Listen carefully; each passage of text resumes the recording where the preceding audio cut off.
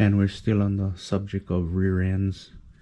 And when I first started racing, I learned from the Matsudas that you build a race car from the rear end forward, because no sense you make big power and you break your rear end and you kind of put the power to the ground. So this car I got Richmond 410 gears, a locker, and then these Caltracs traction bars. These are probably the best bolt-on traction bars that you can buy.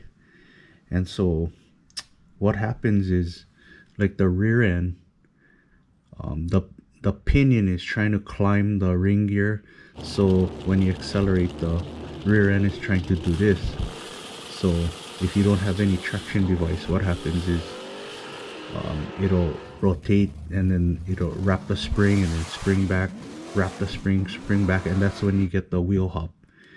So what happens with the traction bar is it locks it all down. So with the Caltracs, what happens is, so you take that rotating motion, and since it's locked down and can't rotate, what it does is it takes that motion and plants the tires harder.